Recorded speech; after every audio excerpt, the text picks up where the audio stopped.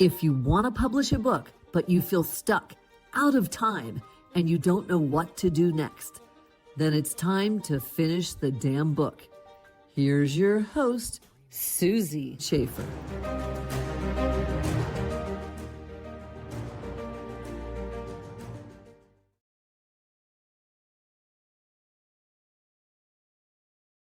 Welcome to this episode of Finish the Damn Book. I'm your host, Susie Schaefer.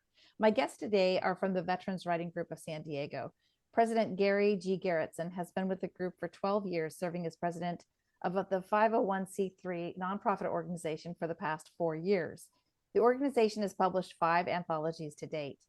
Gary comes from a military background from 1965 to 1969 in the U.S. Navy as a Vietnam veteran and has flown 3,000 flight hours with aircrew, worked on typhoon tracking in the Pacific Ocean, and the early warning system of the Tonkin Gulf and coastal Vietnam. His professional career spanned 40 years with Service Master Aramark, a Fortune 500 corporation, in finance, sales, talent acquisition, and operational leadership. Public service includes 2 terms with the school board and the Recreation Committee in Massachusetts, and 12 years with the Vista Parks and Recreation Commission, and 8 years with the Planning Commission and the Vista Education Foundation. Gary has been married to his lovely bride, Julie, for 57 years, and they enjoy their 3 children, grandson and great-grandson. I'd also like to introduce with us 2 of our board members. If you'd like to take just a moment to introduce yourself, that would be great. Armand, we'll start with you.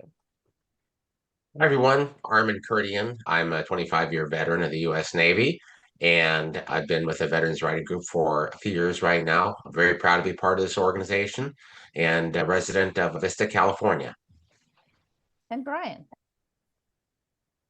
Hi, my name's Brian Sanchez. I'm a Marine Corps veteran, 31 years, and I retired in 2021 out of San Diego.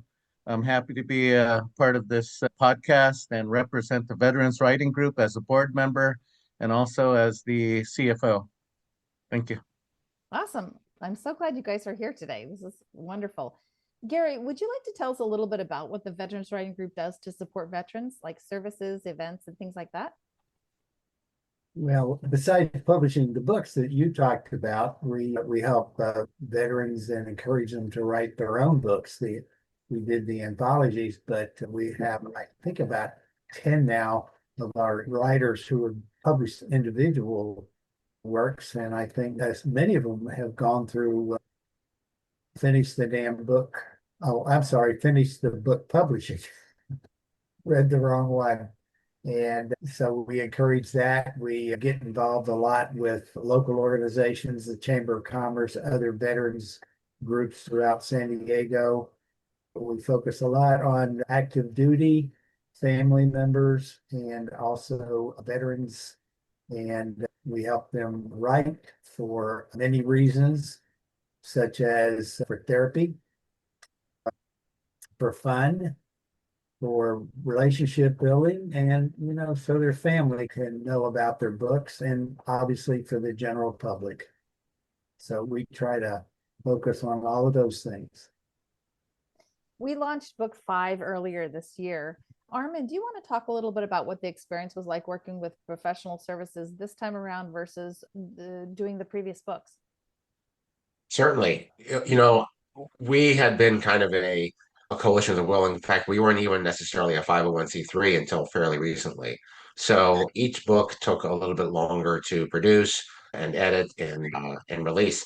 Once we actually, brought on the professional services, it was actually able to go a lot faster because, we can pull in the stories. We can pull in a lot of the anecdotes. I wrote a poem for book 4. I wrote a couple of humorous anecdotes for book 5. But once we were actually able to take those stories and then process it, it costs a little bit of money, but it just saves so much time. And I think we put out a really good quality product, and it really set the stage for us doing this, hopefully at a faster pace going forward. Yes. Brian, you actually wrote some poetry for book 5. You want to talk a little bit about that? Sure. I got to say, I was very honored to be a part of this group of authors. I'd been very interested for most of my career to write down some of my stories, and I thought about some of my past experiences in Iraq, and I wrote a couple poems.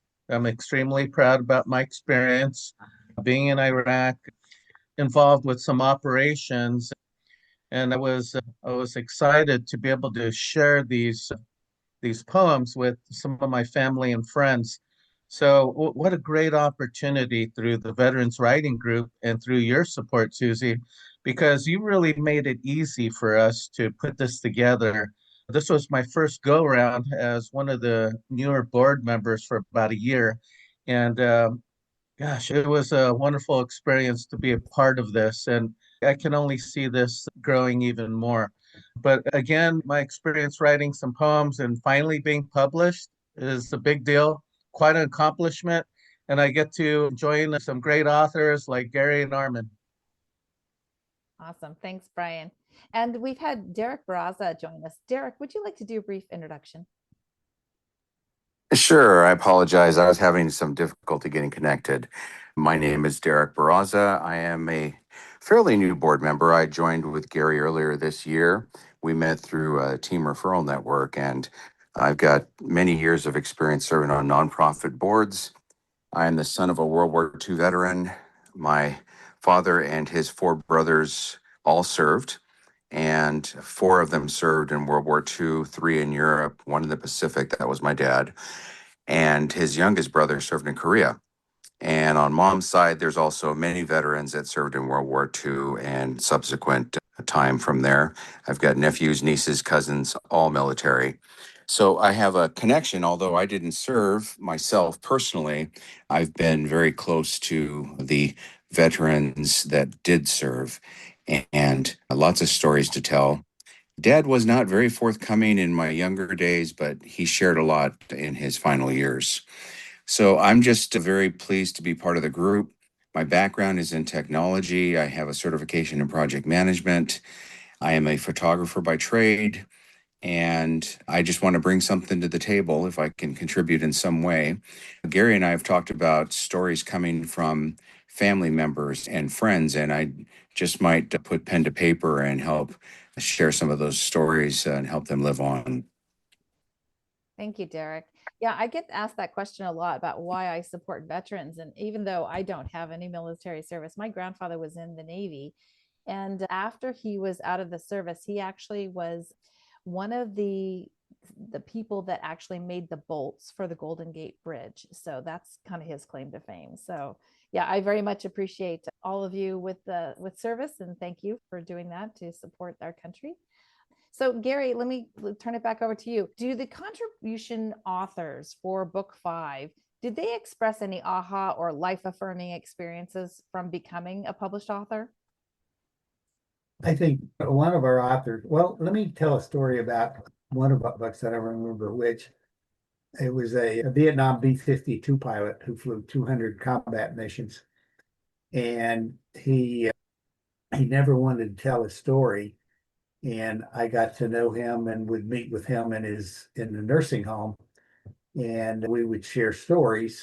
And he never wanted me to write the story down, but I recorded it and wrote it, gave it to him, and said, "Jay, it's your decision. You can do with it as you please." And he finally gave me permission to record it, and we published it in one of our books. And he gave a copy of the books to his kids, and all three called me in tears. They'd never heard their dad's story. And here's a guy, I think they're the top 5 awards that you can get, or medals you can get in the military. He won 3 of them, not the Medal of Honor, but Distinguished Flying Cross, Legion of Merit, and I forget what the other one is.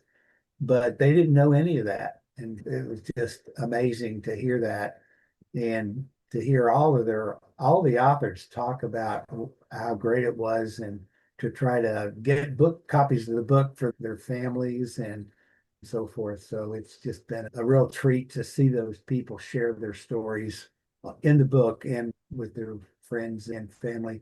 One of my neighbors, who's 93, who never served in the military but loves to support the military, just absolutely loves their book. He couldn't wait to get book 5 after reading the others. So Yeah. And it helped us to launch our contest that we recently had too.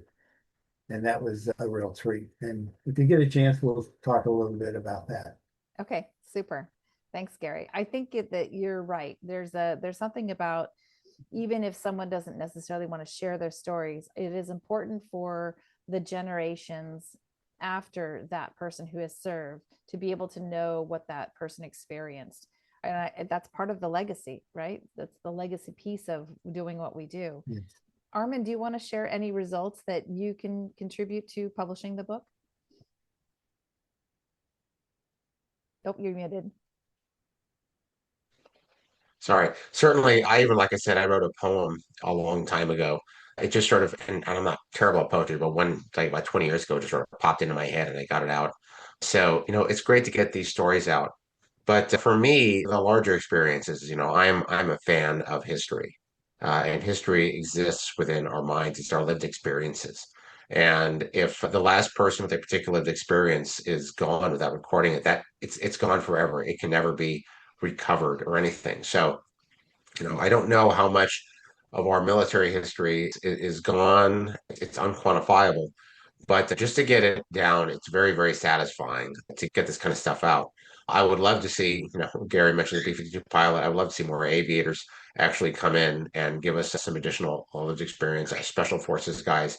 There's just a ton of stories out there. We're not looking for people to write a 50-page novella or anything, but 10 or 15 pages of something that, just remember, it could have been an afternoon, on a field. It could have been a particular leader who mentored you in a time of crisis. It could have been about, the sailor out there who did more in 25 seconds than I did in my 25 years, the kind of thing, to get that information out. So the preservation of history, we talk about ourselves as, this is a form of therapy, and it is, getting some of the stuff out, some of these traumatic experiences. People deal with it differently. Some people can actually deal with it by writing it out and then reading it in front of a lot of people. And it's some very, very moving and touching stories, like we saw here in the city of Vista during our Veterans Day ceremony last week. So just by doing that, it's a service to community in that sense.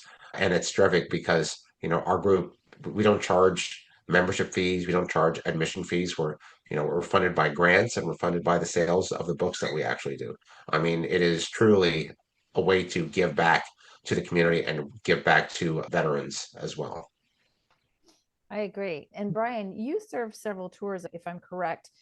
Did any of those have more of an impact on you? And what have you done as far as writing about those tours?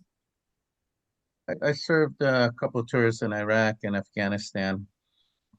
I didn't take the time to write down notes for future stories.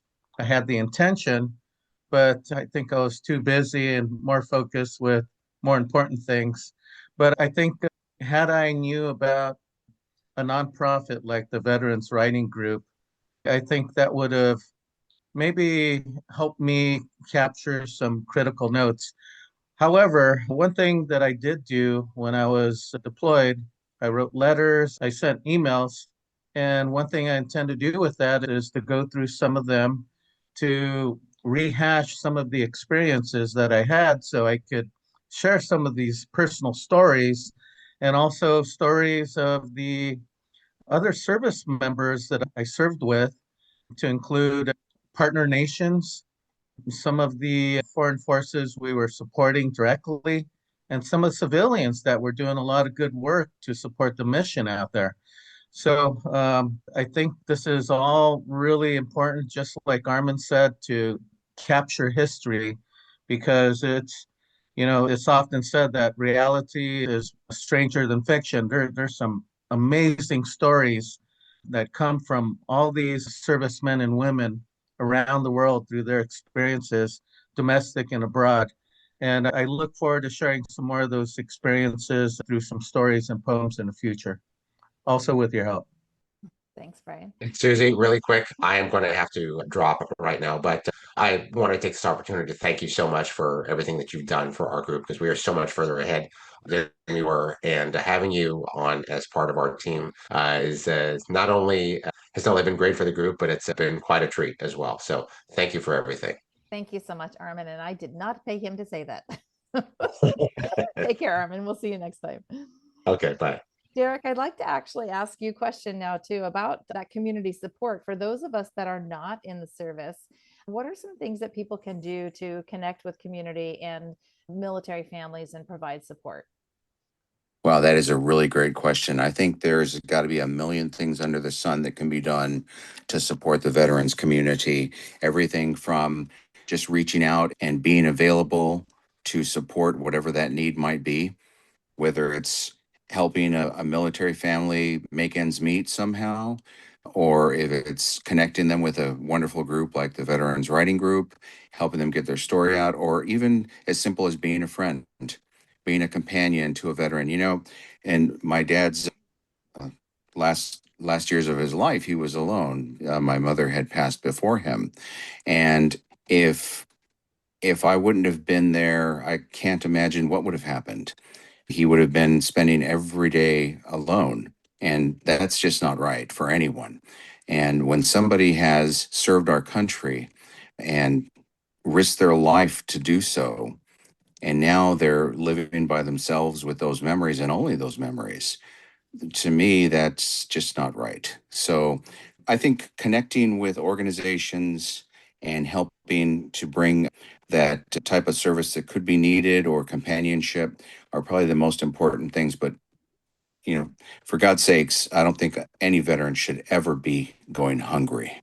And to me, that's the crime of the century, is when we've got our young men and women that do so much for so little, and then someday, then when they're in need, there's nothing for them.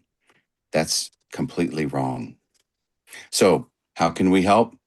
Reach out, pitch in, join a group, get involved, talk to veterans, see what you can do to help. That's my whole thing. Absolutely. Thanks for that, Derek.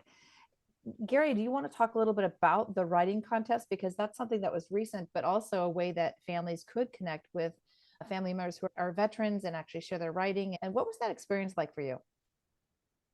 Well, the experience was just incredible. I've heard a lot of stories, and I spent 3 years flying in combat, so I got a lot more to tell myself. But I was so inspired by these writers.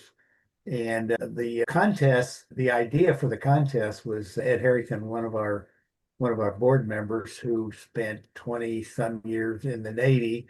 He was the Navy captain, was the commander of a airboat at Camp Pendleton toward the end of his career. And so he helped, coordinate it, or did most of the coordinating. I helped him a little bit, but we had the contest, and we opened it up to active duty veterans and also family members. And we had 4 volunteer judges. One's a professor at a local college. One has done a lot of contests. She did a lot of contests when she was a teacher. And another one was a professor at another university. And so they went through, we asked for contributions, and we had, I think, 25 submissions, and we had 5 winners. And last Saturday we had our meeting, and we had the winners tell their stories. And I just want to highlight 3 of them. One is Tom Crosby. Tom, when he was 8 years old, his family was in the Philippines when the Japanese attacked Pearl Harbor, and he and his family were taken prisoner of war.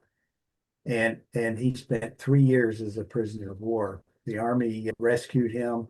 Then he joined the military and spent a career in the military. The second one I want to talk about is Sawyer Brown. She's a 12-year-old dependent whose father was in the military, but her grandfather was a fighter pilot. And when he passed away, she wanted to tell his story. So she dug and dug and told his story. And so she and her family came and they read that story.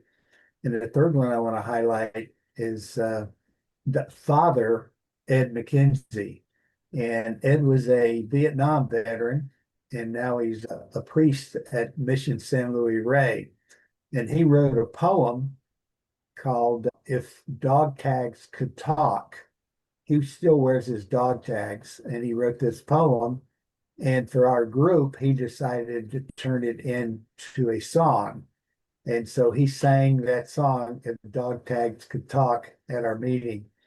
So it was just a fabulous event. We were able to get some donations to give prize money, $1,000 for first, 500 for second, 250 for third, and 100 for honorable mentions. So it was worth their effort, but hopefully we'll be able to take the videos we recorded, put them on our website, and hopefully put them in our book 6. But Tom Crosby has decided at 93 he wants to finish his book about his experience, starting with being 8 years old. And what's amazing about that is that one of the women in our writing group we asked to hear about her background, and she said, well, my dad was a prisoner of war in the Philippines. And so she connected Tom with her dad, and they were best friends between 8. Her dad was a few years older, but her dad was best friend, and they connected. And so it's a great rest of the story. Now, Lisa is serving with us on our board, and she hopefully will write his story in the rest of our book 6. So it was extremely successful. We got some donations from several of our nonprofits several of our for-profit small businesses, including 2 of our board members who have a small business. And so far we have a couple more that are pending. So we hope to have donations that will pay for all of the prize money. So very successful. We look forward to doing it again next year. Yeah, I think that the connection that people make by, being a part of the Veterans Writing Group, and like you said, you don't necessarily have to be a veteran. It's really about sharing the stories, and sometimes those are the family members who have passed on. So, Brian, do you want to talk a little bit about how people can get involved and connect with the Veterans Writing Group? Sure. One great thing about the Veterans Writing Group is we have these monthly meetings in Oceanside, California, at the North County Veterans Center. And during these meetings, we talk about all things writing. We offer the opportunity for our members and guests to share some of what they write. And we give them a little feedback, support, and encouragement. So we can also facilitate the ability for guests to be present on Zoom. So if they can't be there physically, they can dial in and they can listen, they can share some of their work and be a part of this wonderful community that's only growing. I see that there's definitely a demand, there's an interest in what we do, and I can only see better things coming. Thank you. Derek, I do would you just have like to add that, people go to our website, veteranswritinggroup.org, and if they can buy our books, they can buy Veterans Writing Group merchandise, or they can make a donation, all directly through our webpage. Great. Thanks, Gary. Derek, do you have any final words of encouragement or wisdom? Oh, that's a good question. Final words of encouragement and wisdom. The encouragement would be for everyone to continue to recommit to this organization and the support of our veteran community. I would say the pearl of wisdom that I've learned after all these years is that you are your brother's keeper. This is the story of life. If a young person asks me what is the meaning of life, I will say it's service and to be your brother's keeper.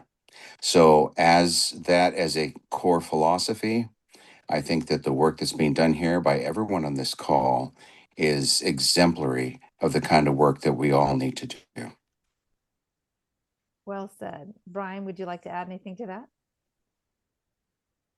I think Derek really made a strong point. I'm not even going to try to add on anything to that because he did such a wonderful job. But I do want to mention that we are looking forward to working on an audiobook with you for book 5. and for future publications.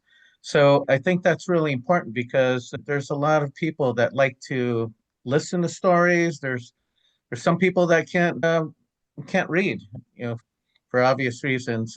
And I think that'll give us a even bigger audience so they can enjoy these wonderful stories and poems. So again, looking forward to doing some work with you on the audiobook. And thanks for having us too, by the way. Wonderful to get the opportunity to share what we're doing. I work with some great Americans. We all donate our time and a lot of personal effort to do this mission. And it's a worthwhile one. And we appreciate your support, Susie. Thanks, Brian. Here to that. Thanks, Derek. Gary, would you like to wrap it up with whatever else we didn't cover today? Yeah, I would like to just say that one of my favorite things that I hear about veterans is they wrote the check. And they wrote the check to the United States of America in the amount of up to and including my life with no expiration date. That's who these veterans are. Some served in combat, some didn't, but they all served with honor and they all allow us to be here based on their service. They need to have some support. And we'd ask you to support the Veterans Writing Group, San Diego County. Well, thank you, Gary. And thank you all for being here today. I very much appreciate it. I think this is going to be a very popular episode. And if you found this interesting, I encourage you to join me for the next episode and be sure to subscribe. Every week, one lucky listener who subscribes and posts a review on Apple Podcasts or iTunes will be entered into a drawing for the grand prize, a private VIP day with me valued at $25,000. So be sure to subscribe and post a review. Until then, keep on writing so you can finish the damn book. We'll see you next time.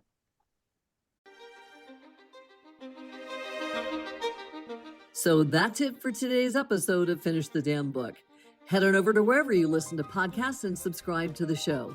One lucky listener every single week that posts a review on Apple Podcasts or iTunes will win a chance in the grand prize drawing to win a $25,000 value private VIP day with Susie Schaefer herself. Head on over to finishthedamnbookpodcast.com and pick up a free copy of Susie's gift. And join us on the next episode.